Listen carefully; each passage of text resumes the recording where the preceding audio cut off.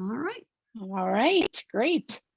Good evening, everybody. Welcome to our monthly meeting of Getting Elected Officials to Act team. My name is Vicki Barnes, and I'm the Minnesota chapter leader. And my co-leader in this venture is Marie Henselder-Kimmel. I'll say that right eventually, Marie, who's the New Jersey chapter leader. We're dedicated to helping you in your efforts to get your elected officials to respond and take action to win our constitutional amendment. A lot of people think that that's only done through meeting with lawmakers, but there are many ways to get the attention of those who are elected to represent you. I want to let you know this training is being recorded, and please sign in the attendance form that Marie placed into the chat. So today we'll be talking about local resolutions. And we're fortunate to have Ishwari Salahab with us, the leader of the New Mexico chapter, to share her success in winning local resolutions. Welcome, Ishwari. Thank you. So here's how tonight will go. We'll discuss an overview of local governments, including cities, counties, and boards, in order to understand how the organization of that local government guides an approach to introduce and win a local resolution. We'll discuss some examples of why government should be supportive of an amendment that will allow us to be able to regulate campaign spending. We'll learn what the impact of passing a local resolution has on our movement and our members. And Ishwari will present her experience of passing that local resolution. We'll check out a website as a resource of information for local resolutions previously passed. And we'll go over how to figure out what your resolution should say. We'll take the time to do a little research on your local governments, and see which one you might want to try approaching. Marie will talk a little bit about the start of our candidate pledge signing campaign. And finally, if we have time, I'll have a short update on the campaign in Minnesota Congressional District 6 to get Representative Emmer on board. You know, I'm afraid this subject of local resolutions may be a bit dry, so I thought about making it fun by having everybody do a shot of their choice every time the word resolution is mentioned. But I don't think I'd be able to say it after 5 minutes or so. So maybe those listening to the recording at home should consider that idea. It's a good thing you didn't tell me about that beforehand. Just as an aside, unfortunately, both Vicki and I, in separate incidents, have had concussions in the last 2 months. So shots and us are really not a good idea right now.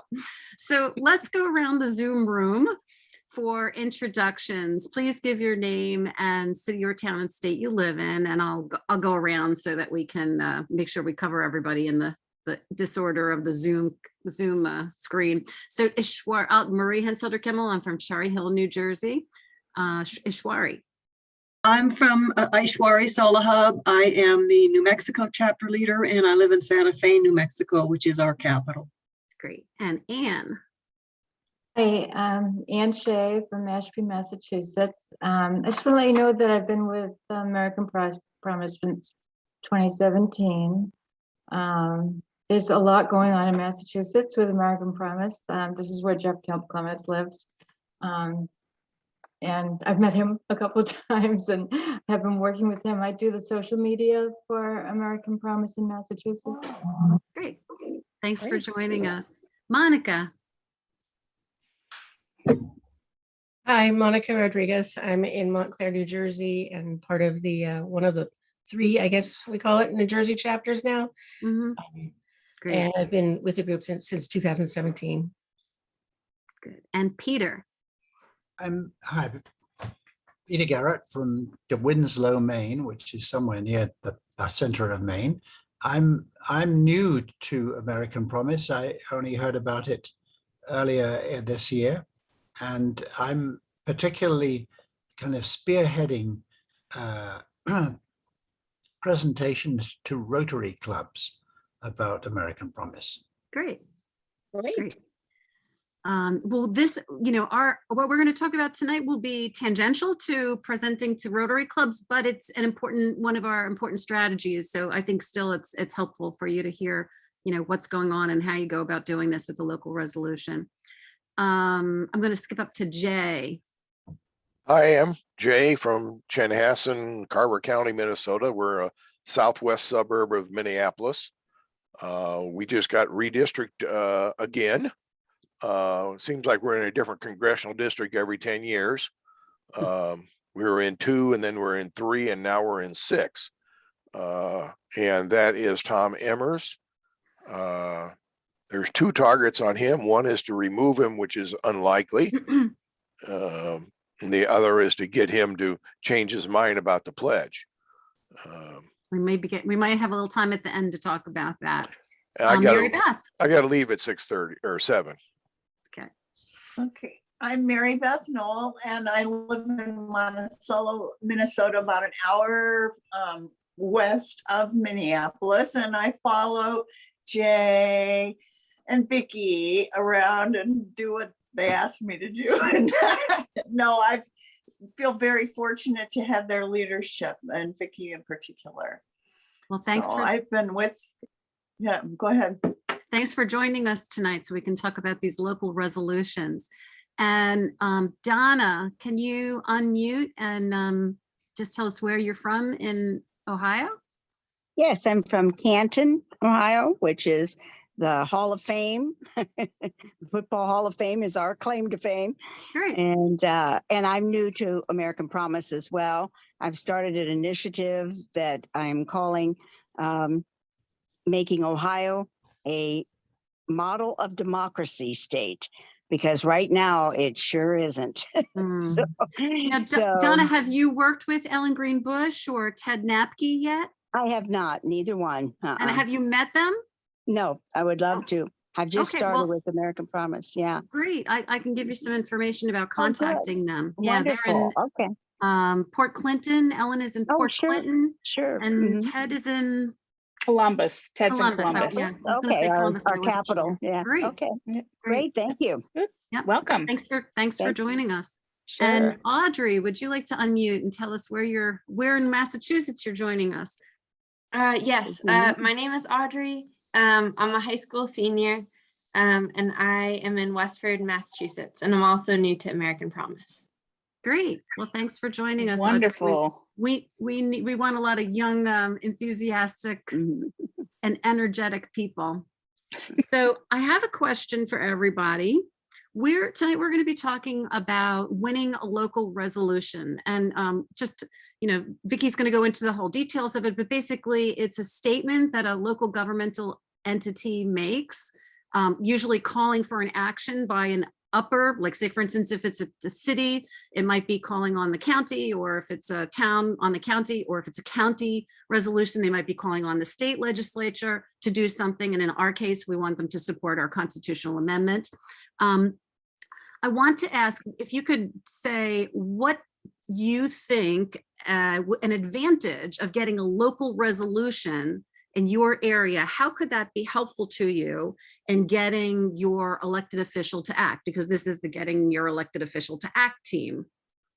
So anybody want to just, sure, Ann, go. That's right up my alley, because I've been trying to get a local representative, a state rep, to support what we're doing. It's really important that he be on board because he's on a commission at the state level that is responsible for discussing and moving some legislation forward. He's a Republican. He's new to his position. He has been elected by some very conservative people. He has very conservative friends. He didn't know a lot at all about this constitutional amendment when I first spoke to him. And I know now that he's a little more educated because I have written to him and he has sat on a committee. So I know he's a little more educated. So However, you're absolutely right. Getting a local or several, Yeah. Ultimately you might need several to convince him, but getting a local resolution in his district and his constituency would definitely help to convince him, especially if it tends to be some of the more conservative aspects of the area, saying, Smithtown over here, they passed this and they passed it in with a majority. And then, Jonesville over here, they passed it too. And now this third town, however, those people are his constituents too. So especially if they would be willing to speak to him with you or other townspeople or city people or county people that then go on to support that resolution, if they then can join a meeting with that upper level lawmaker to convince him that, you know, I went through this local resolution process and I'm really in favor of this, and here's the local resolution. Those two things definitely help. Anybody else have some ideas of how it could help? Peter, yeah.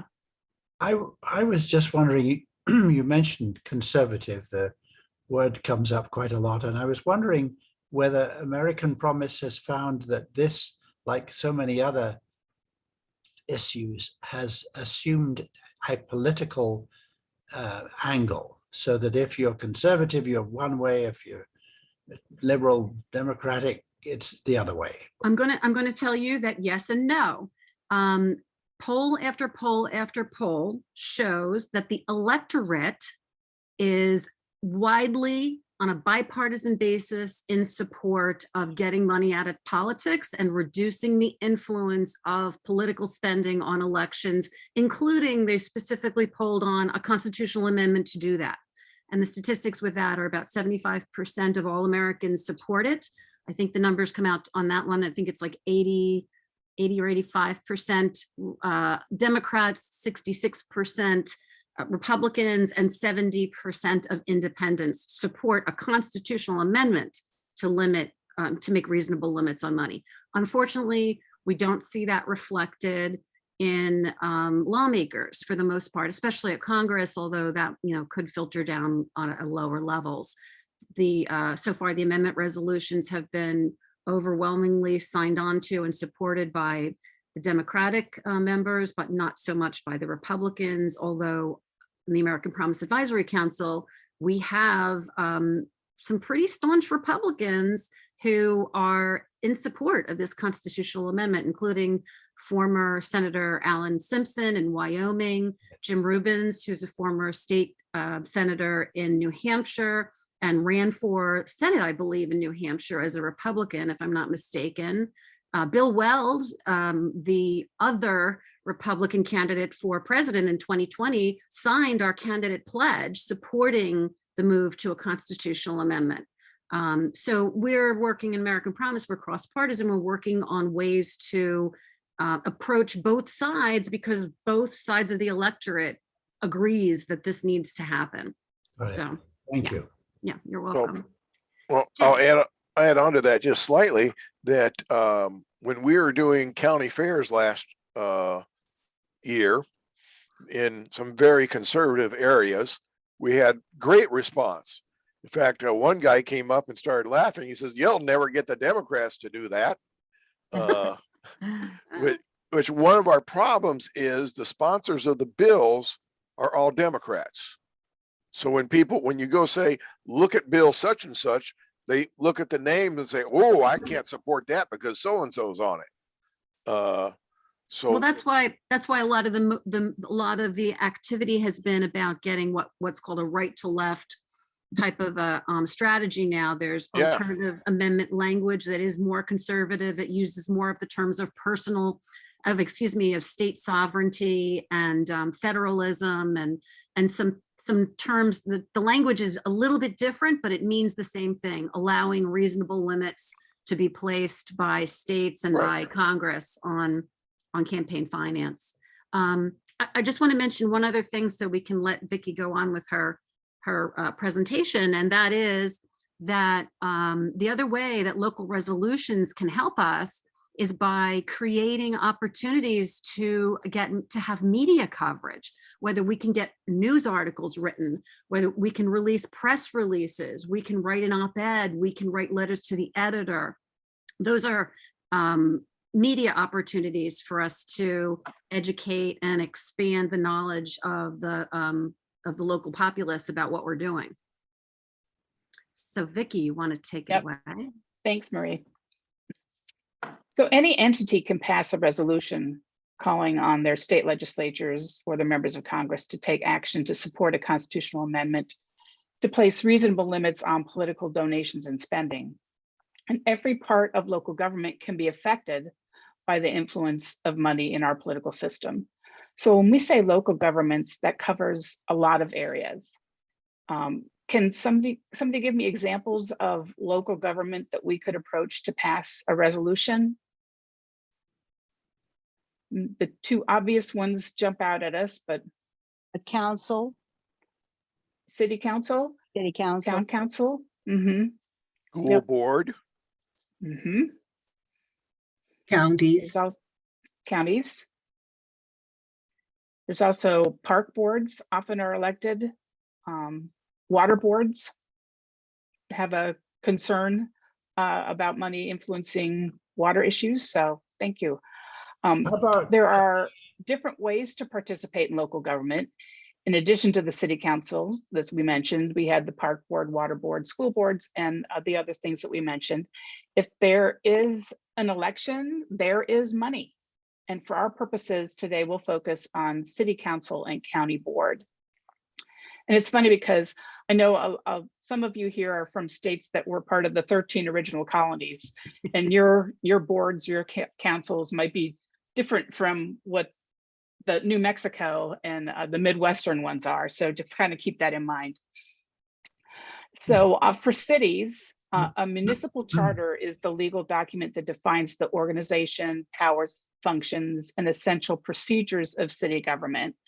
The charter also details the form of municipal government, of which there are historically 5 forms. And again, that's going to differ state to state. There's council manager, mayor council, commission, town meeting, and representative town meeting. So we'll just go over 2 of the most popular, and there will not be a quiz later, don't worry. So the council manager form of government, the characteristics include city council oversees the general administration, makes policy, and sets the budget. The council appoints a professional city manager to carry out day-to-day administrative operations. And often the mayor is chosen from among the council on a rotating basis. And that's the most common form of government. It's most popular in cities with populations over 10,000, mainly in the Southeast and Pacific Coast areas. Some examples are Phoenix, Arizona, Topeka, Kansas, San Antonio, Texas, and Rockville, Maryland. Then there's a mayor council format. Those characteristics include that the mayor is elected separately from the council and is often full-time and paid, with significant administrative and budgetary authority. Depending on the municipal charter, the mayor could have weak or strong powers. The council is elected and maintains legislative powers. Some cities appoint a professional manager who maintains limited administrative authority. That's the second most common form of government. It's found mostly, but not exclusively, in older, larger cities or in very small cities, and is most popular in the Mid-Atlantic and Midwest. Cities with variations in the mayor-council form of government are New York, New York, Houston, Texas, Salt Lake City, Utah, and Minneapolis, Minnesota. And we just had in Minneapolis on their ballot initiative that they did that included defunding the police, they had a question on should we have a strong mayor council or keep it the way it is. And they did and finally voted for a strong mayor. So he now has more power than just being a member of the city council. So your cities may have city council members elected to serve certain wards, or members may be elected at large. Some cities have capability of having referendums, as Minneapolis, St. Paul, Duluth do. Those are charter cities. And as I mentioned, some city councils have a strong mayor that has the power to override the councils, and others have a mayor that serves as a member of the council with no additional power than the council members. Investigating what type of government you have will guide you as to how to proceed. And to better understand the board or council you'd like to work with, the best way is to attend a few meetings. If you have questions afterwards, there's often a city manager or other liaison you can approach to better understand how they operate. So now for county governments. Counties help to maintain roads and bridges, courthouses and jails, parks and pools, and public libraries, hospitals and clinics. This is not a sexy job. They're the workhorse of local governments. but it generally pays better than city council jobs. So that's one plus. Under this structure, an elected commission, which generally consists of a small number of commissioners, serves as the governing body within the county, performing all legislative and executive functions. These include adopting a budget, passing county resolutions, and hiring and firing county officials. So there are two types. So under the council administrator system, the voters elect council members to serve for a specified period of time, and the council in turn appoints an administrator to oversee the operation of the government. The administrator serves at the directive of the council and can be terminated by the council. The goal of this arrangement is to divide administrative and policymaking responsibilities between the elected council and the appointed administrator. So under a council elected executive system, the voters elect both the members of the council and the executive. The executive performs functions similar to those of the state governor. For instance, he or she can veto the actions of the council, draft a budget, and provide suggestions regarding public policy. So again, you want to see what type of government you have. You wouldn't want to meet with each commissioner and think you have support only to have an executive veto that. So how would you get started in addressing the local resolutions? The best place to start is the website. Pull up your county or city or school board website, check out their calendar to see when they meet and if they have workshops open to the public. Go to 2 meetings so you can see how they operate and interact with each other, kind of get to know them as a group. And check out a workshop if you want to get into the nitty-gritty. And yes, these meetings will generally be as dry as these last few minutes of the Zoom call have been, but you may find out some interesting tidbits here and there. Arrange that first meeting with your member or a member of your choice if they're elected at large. And remember, these elected officials are much easier to meet with. You have closer contact with them than your state legislator or your member of Congress for sure. They're your neighbors. So let them know what you're working on and ask them how they feel about the money spent to influence our elections. If they're supportive, ask them how they think their fellow council or board members would feel about the issue. Ask for advice how to get a resolution passed. Remember the champion scale that Sam Daly Harris has designed for us. You're developing a relationship with them. So just be open and have a discussion with them and find out the best path to go on. So what would you use to convince a council person or commissioner that the issue of big money in our political system is something that that body should take a stand on? Any suggestions? Well, before I leave, citizen pledges, how many citizen pledges you have in the county or the city? The number of, that was the other thing we are getting signed at our county fairs. So, we can go, we've got 30 people in your city, and if you can get the people in your city to write them a quick email, or leave them a text message, etc. Yep. Excellent. That's a good way, mentioning how many pledges you have. Thanks. Bye, Jay. Thanks for joining us. Anybody else have any suggestions? Local New Jersey, we're close to the Delaware River, and there's been an issue about some pipeline building from Pennsylvania across to New Jersey, and some transport of liquefied natural gas, possibly by train through this area. And there's been a lot of spending by fossil fuel companies to try to influence those things passing local boards and councils. So, that's something that here in my area, we would bring up to our local county and or township to say, hey, we're really upset about this. Yeah, that's perfect. Usually there's something in the news that you can use to, it's not, money in politics is not a problem for local governments until it is. And once it is, it's too late to address it. So yeah, that's excellent. Anybody else have any kind of Ishwari? Well, one thing is, if you have any resolutions already in your state, you can, let them know that, so-and-so has passed a resolution. Cities, counties, we've had some success. We've had great response from these people. If you know that they are people that the individuals you're talking to would respect. And also exactly the kind of question that Vicki, you suggested. How do you feel about money in politics? Has it affected you in your campaigns or in your efforts to run whatever you're trying to run? So those are some of the other things you can use to engage and try to encourage learning where they stand on the issue. That's excellent, because they are also constituents. We're all constituents, and that's the nice thing about the local. They're our neighbors. So we share congressmen, Congress people, we share state legislators. So we're all in the same boat. And also to your point, and to Peter's point about politics, what we had in Minnesota back in 2012, Duluth, St. Paul, and Minneapolis all passed resolutions. But we really try in Minnesota, our group is working in the more conservative areas.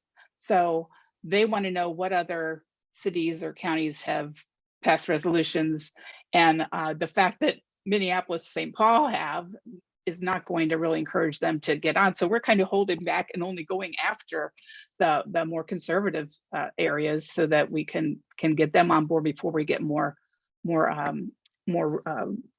St. Paul, Minneapolis, more progressive groups on board. But that's, we did get Sherburne County, which was one more conservative one. So that's kind of what our efforts are. But that, to your point, Peter, we keep trying to work right to left because they are asking, well, who else supports this? And if it's somebody that's left leaning or a group that's left leaning, they kind of want to step back. So thank you. That was really good. A question comes to my mind that I don't have the answer to, but the website unitedforthepeople.org is a listing, of all of the states and cities and areas that have enacted these kinds of resolutions. I don't think they have any kind of a sort tool to sort which tend to be more conservative and which don't. That would actually be helpful. But yeah, it might be worth would. glancing through some of those names in bordering cities or bordering states to see if you can find any areas that have more of a conservative base that have passed a resolution that you could utilize for that. Yeah, and then with state resolutions, Montana is always a good one to use because they voted for the resolution the same year they voted for Mitt Romney. So, but yeah, that's a good point. And we will visit that website shortly. Yes, Peter. So we may have kind of a special case here in Maine, just because we've passed a clean elections law. Do you know about that? You've probably come across that. And just to say, this is a national extension of the clean elections law would be a wonderful thing to, Mainers be proud of that. So that there may be something else like that in other states. I don't know. Yes. Yeah, and United for the People will share that too. I mean, once your ballot initiative is completed, that will go on the United for the People website. So we'll get into that, do a little digging in there shortly. Okay, well, let's move on. We're fortunate to have Ashwari with us, and Ashwari introduced herself. She's from Santa Fe, New Mexico, and she has been involved in local resolution work and has experience being successful in those efforts. So thanks for joining us, Ashwari. And we'd like to see if you can share how your group executed your plan, how you decided to approach the board, and how did you get from member to member and get this through to win it, and what was your experience in working on the resolution? Yeah, well, thank you for having me. The first thing we did or do is, if anyone that's part of your group has any connections, any relationships already with any boards, any city council, any county people, utilize those relationships, start there, because that's really a helpful way to lean into asking, kind of like you already have some kind of relationship with some member of this board, utilize that. And so that's kind of the first place that we would always start in terms of the entity we were trying to approach. Who knows anybody on this board, After that, I think what Vicki suggested about the website and really learning the way that things work in the entity, again, that you're trying to approach is really important, so that you're asking the right questions, approaching people with the right kind of a mindset. Another thing is, once you've decided which organization you're going to approach, you do need to select a resolution that you're going to suggest to them, you're going to bring to their attention. There's lots of different ones. There's one on the American Promise website that is written by American Promise. There are hundreds, literally, on the United for the People website. I think they actually link to all of the actual resolutions. So, you could spend days and months looking through resolutions. I feel really strongly that it's much more important to get a resolution passed than what the resolution actually says.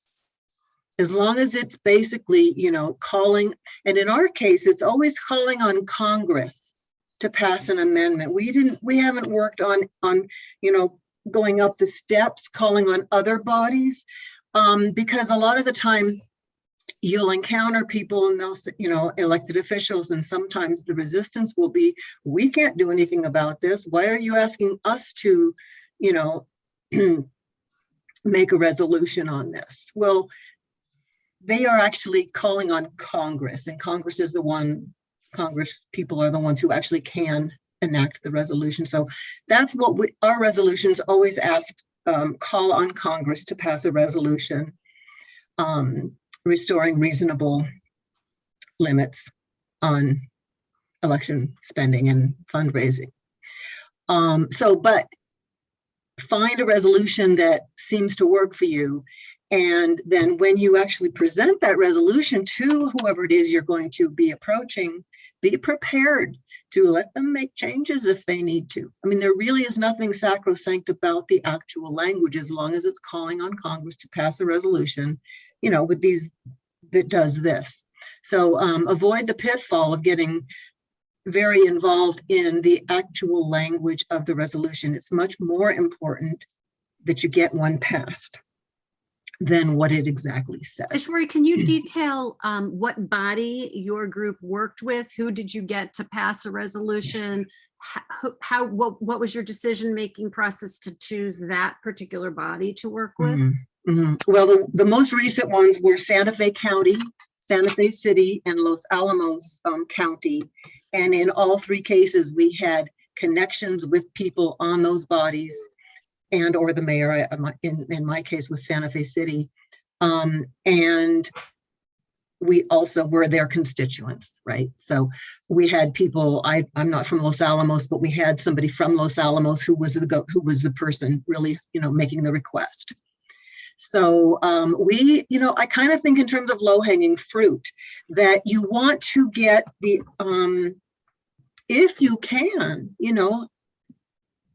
approach bodies that you think are going to be amenable, lay in a couple of one or more successes, and then you do it. It's really, really empowering. This is one of the things I want to emphasize for people who've been doing this work, and also for newcomers, to work at this level with people that you may know. Peter, you were talking about presentation to Rotary. I think many elected officials are probably also Rotarians, so there's a lot of crossover, and these people are, it's very empowering to get past that little intimidation that some of us feel when we approach somebody who's been elected to something. And so it's great to build your group and to build your own confidence in activism to do this work, to do the local elections or the local resolutions work.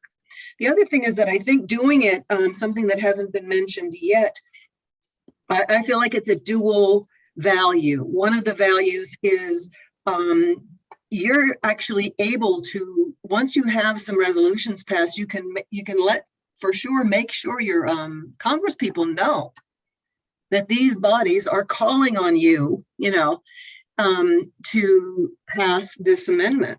So you're lobbying Congress by virtue of passing these local resolutions. You're also educating the lower down levels of elected officials and everyone involved, educating them about the need for this and preparing them for the moment when it's time to what's the Ratify. word? Back in the States to ratify. Back in Ratify, the States. right.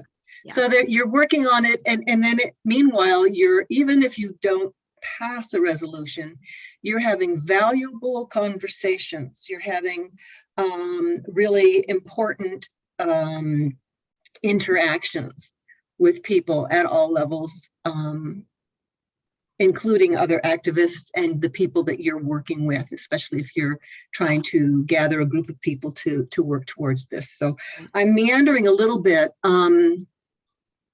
That's good. I think that's really helpful. Be prepared when you do approach somebody to find out what they think, find out what they think other people on the board think about this, find out if they have any sense of where the tricky, where they might need to, be convincing, or whether they think there's enough support for this kind of thing or not. So we had Santa Fe City, Santa Fe County, Taos County, Taos City, and Los Alamos County have all been successes. One of the one area that we have worked on that has not been successful yet is in the southern part of our state. It is very conservative and Republican.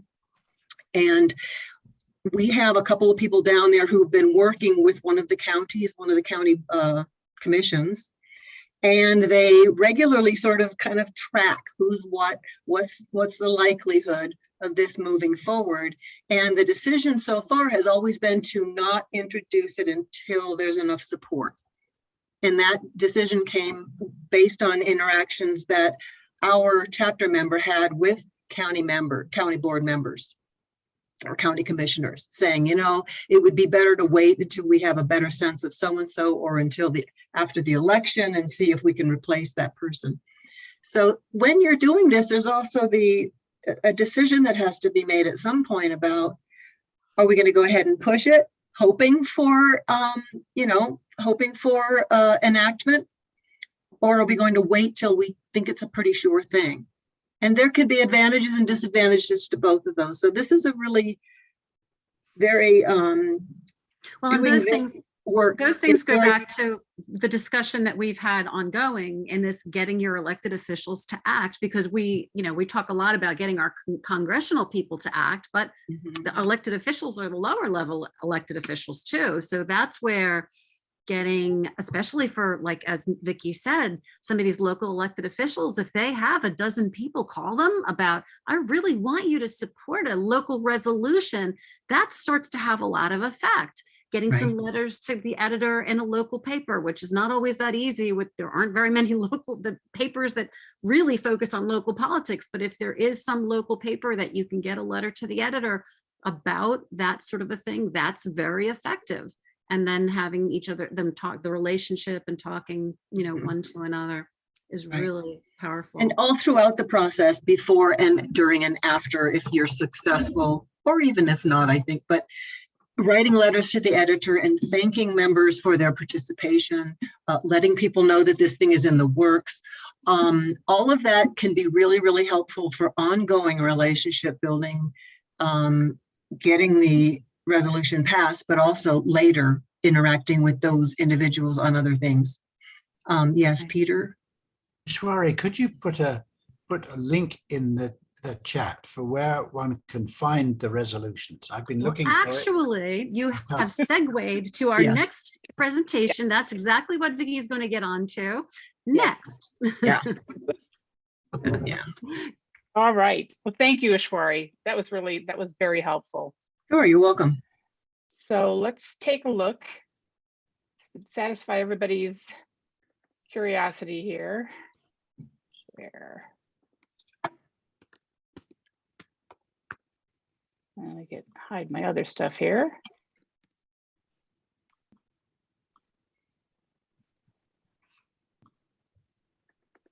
And oh, can I make this bigger? Only if you can expand it on your screen.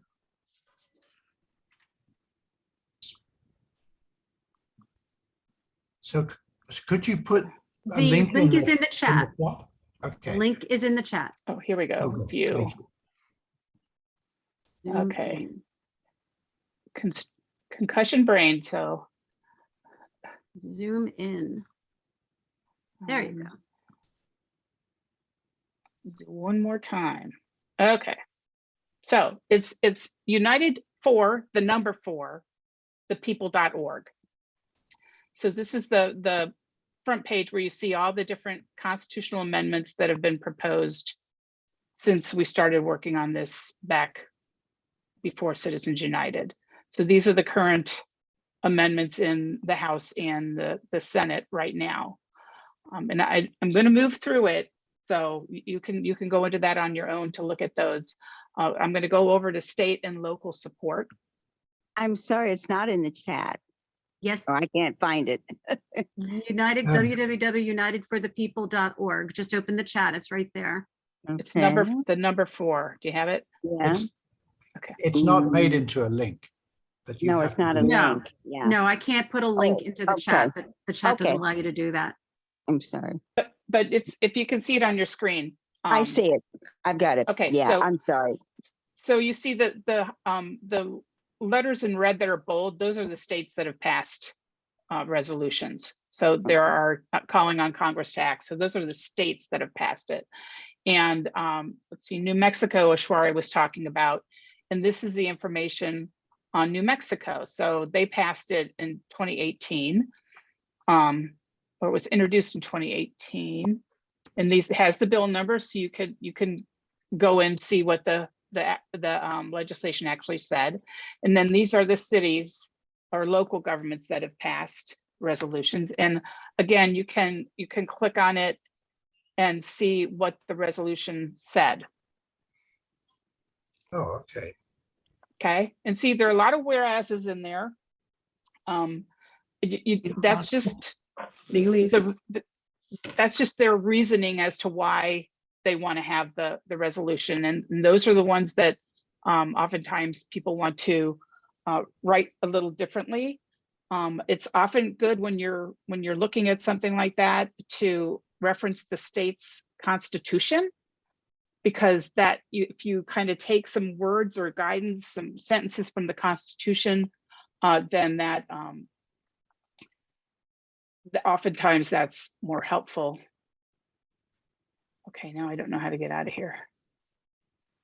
Unshare. There you No, I want to Oh. stay in this, but No. I want to go back where I was. Okay, go. I don't know. there we go. Sorry. So that was one of the resolutions from New Mexico. So like I said, lots of people wonder how to word a resolution, and the statements of support are helpful to tie into the state constitution. We've got a model resolution in our AP resources website, which I probably I'm should gonna go there, huh? Copy that in a second.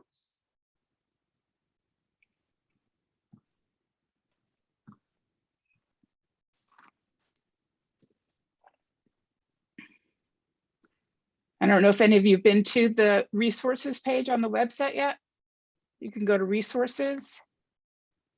There's American Promise Resource Library. And there's a Business Network Resource Library. So American Resource Library.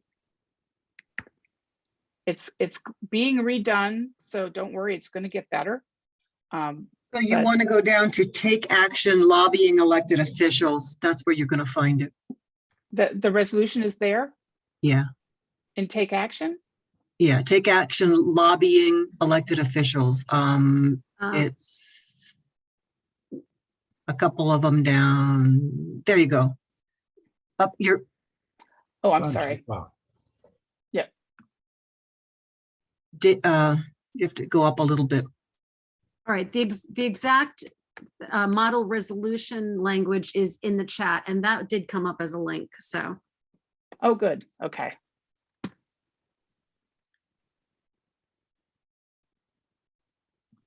I don't know why I can't move this. My computer's not happy. So I'll get out of this and go to If the you chat. unshare Yeah. maybe and then go back, yeah. Yep. Okay.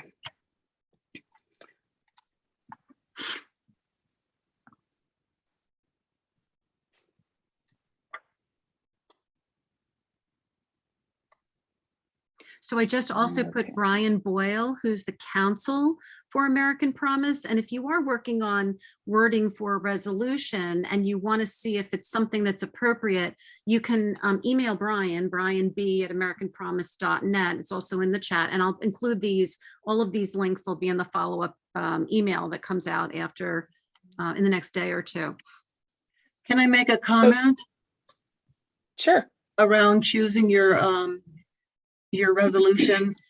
Most boards and councils and things are going to have to go through some sort of legal at some point.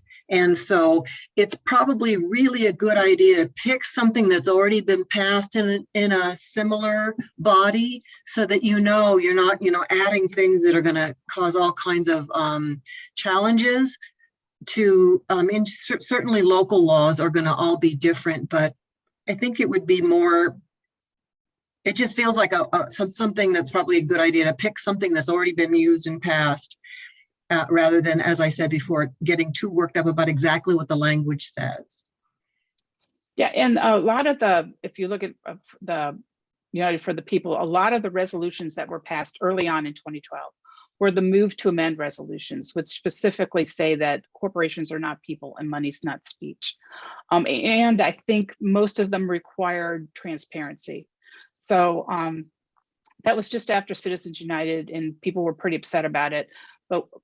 And those were probably, now there are different opportunities, different words that verbiage that we can use that are more attractive to more conservative lawmakers and elected officials. So this one won't say that corporations are not people, or won't come right out and say money's not speech, but it's more generic enough to have a general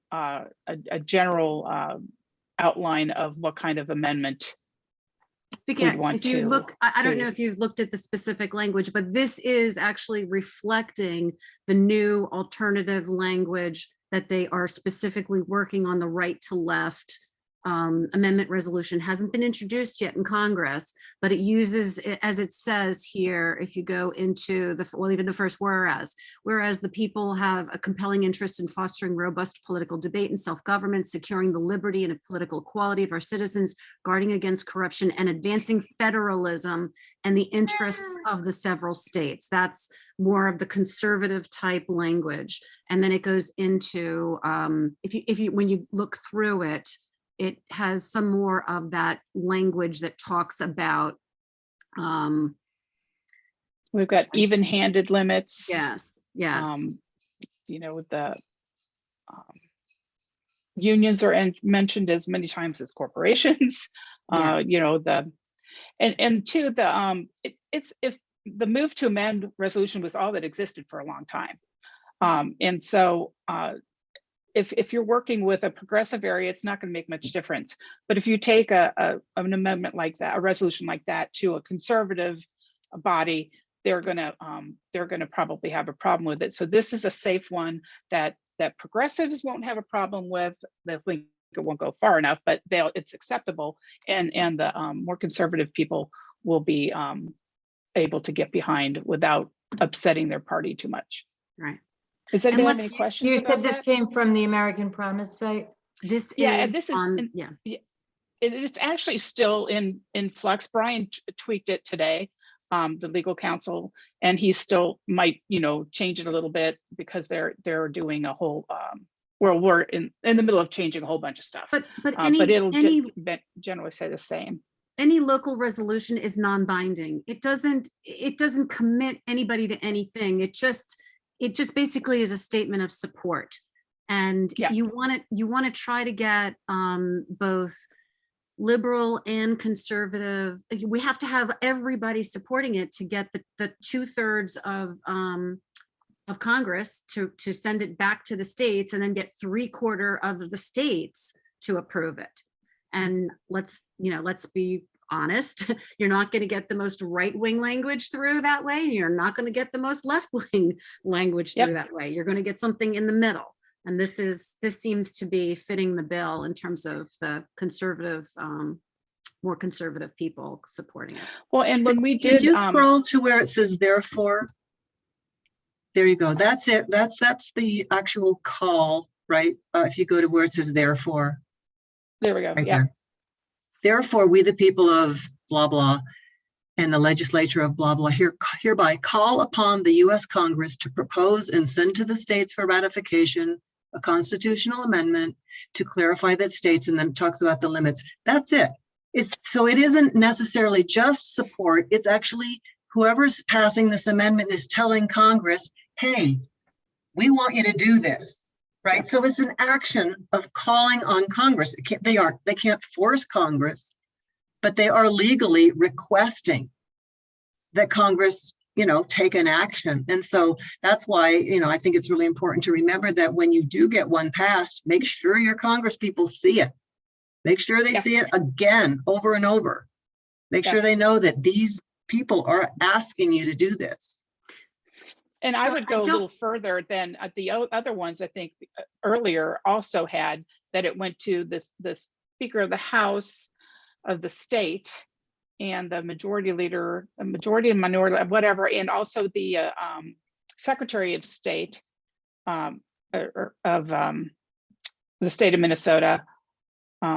It went to them as well as the members of Congress. So we always sent it directly ourselves to them as well. I mean, it's in there that it has to be sent to them, but we want to say, hey, hello, have you seen this? And we kept sending it several times. All right, I would send it to 25 after, excuse me, it's 25 after. And there were several other things we were going to try to address tonight, which we're not going to have time to get to. But I do want to make sure that, and everybody, we'll stick around. We're not going to magically disappear on the half hour. But I just want to make sure that anybody that has any questions about this gets a chance to ask questions. So let us have it.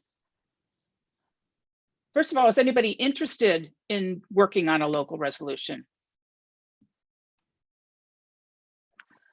So we could set up another meeting to go over the next steps and help you get situated to do that. Okay.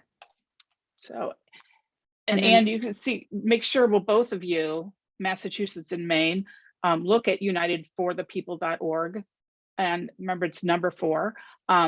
And look at Massachusetts and Maine on there and see what areas have passed, what local governments have passed resolutions, because yours might have already done so. But maybe the city has, you could approach the county or something like that. Yeah. I would be happy to mentor, in a sense. If anybody actually wants to get started, I would be happy to talk you through exactly what's going on and research some things with you personally that go to your state. So. Well, what we were going to offer, what we had offered, and I think Vicki kind of did say that, if like, for instance, Peter and Anne, and maybe Ashwara, you would be willing to do this with them, set up a separate time to, to get us time to get together to sort of ask questions and go over, I'm going to put the attendance sheet again in the chat, because that way, if you fill that out, we'll have shared information for contact moving forward. And I just want to mention very briefly that the candidate pledge efforts are going to be coming up very soon. We have American Promise just hired a new field manager who is going to be the coordinator to take Azer's place for the campaign, the candidate pledge work. His name is Chris Kayer, and he actually worked with American Promise, or maybe no, it was with Clean Maine Elections, I think, on the ballot initiative that just went through. So I don't know that you would even know him, Peter. You might. I do. I was talking to him just before this meeting, actually. Oh, great, great.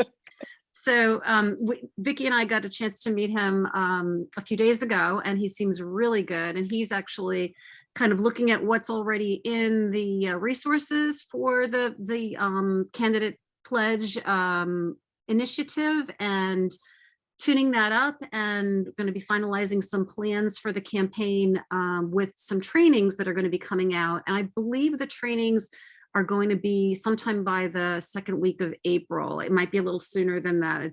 There's no set date yet, but we're looking forward to that. And let's see what else. And I just want to, before you go, a big thank you to Marie, Ishwari, and Vicky. Thank you. oh, thank you for You're coming. very welcome. We're But I gotta pleased to have a really good conversation. I just wanted to mention to all of you that here in New Jersey, in relation to the candidate pledges and how these they can really be impactful in moving people forward. We here in New Jersey are holding a cross-partisan candidate forum on March 22nd online. And we have 4 candidates. We have a Green Party candidate, a Democratic candidate, and 2 Republican. One's a Libertarian, just moved to the Republican Party. The other's a Republican. 3 of the 4 signed candidate pledges with us in New Jersey in between 2020 and 2018. And they are participating to talk about their experiences. All of them were new to politics and were trying to break into congressional races. And they're going to give their experiences of trying to deal with the money in politics to get on a debate stage or to get their message heard about why they got in the race and why they tried to actually have an impact on their campaigns. And we also have a political science professor from Rutgers who's a specialist in New Jersey campaigns, and she's going to talk about the history in New Jersey. And then, of course, we're going to talk about the candidate pledge as a way for all people interested in the midterms this year to make money in politics an issue of these midterms. We should be able to get as many candidates on record if they support getting money out of politics with a constitutional amendment, because the sooner we get them on board. In our experience here in 2018, of the four candidates that went on to co-sponsor the amendment resolution, 3 of them had signed the candidate pledge with us in that midterm, and then the 4th also went along with them and co-sponsored the amendment resolution. So this is how working with these candidates now can then parlay into co-sponsors in Congress. I'll put the link for our writing letters to the editor meeting on March 24th in the chat. And I think that's all the little updates I had. We can cover some of the other stuff next month. And anything else, Vicki, that we're forgetting? Well, let's see. I don't think so. So if you're interested, we have Anne and Peter are interested in getting together again to talk about next steps for local resolution. Hank, you just joined us, and Lauren too, and we're just finishing we've started at 7:30 Eastern time. So sorry you missed it, but the recording will be sent out to everybody. And the follow-up email will have all the links to all of the documents that we had, and the email links and that sort of thing. So I'm going to stop the recording. Thank you very much, everyone. I'm going to stop the recording. If you want to stay on and have questions, please stay on. We are more than welcome to stay and answer questions. Thank you for all the links, and thank you.